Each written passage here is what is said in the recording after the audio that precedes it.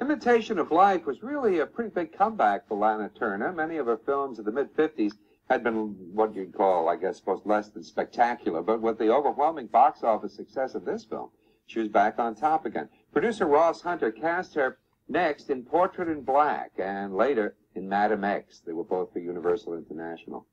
Oh, did you recognize any of the supporting players?